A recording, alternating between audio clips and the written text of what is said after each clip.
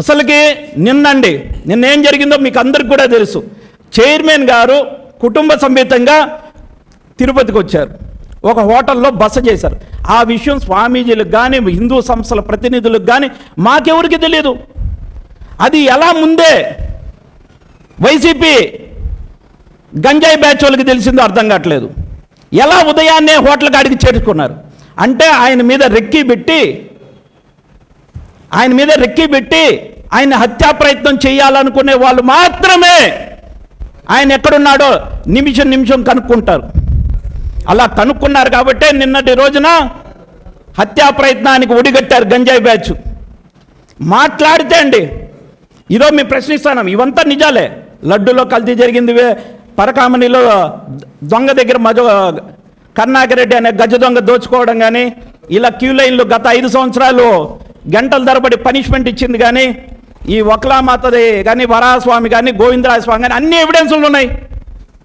గత 5 సంవత్సరాలు జరిగింది ఏంది, చేసిందేంటి? విగ్రహాల ధ్వంసం.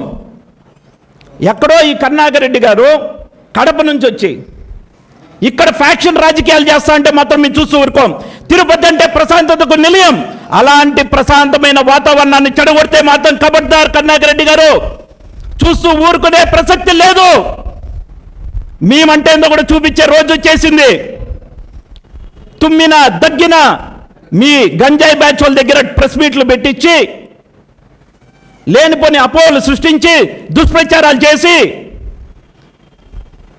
చూస్తూ ఊరుకునేది లేదు. ఇంకటి నుంచి మా యొక్క పవిత్రమైనటువంటి తిరుమల పేరెత్తిన, పవిత్ర పుణ్యక్షేత్రం తిరుపతి పేరెత్తిన, ప్రపంచ ప్రసిద్ధిగాంచినటువంటి తిరుక్షేత్రాలు పేరెత్తిన ఇంకా మేము చూస్తూ ఊరుకోం.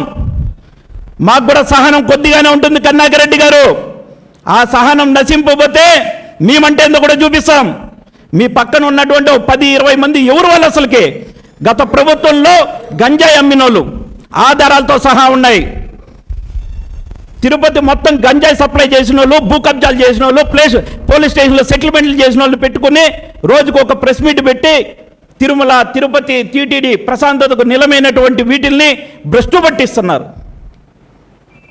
రోజు ఇదేనా?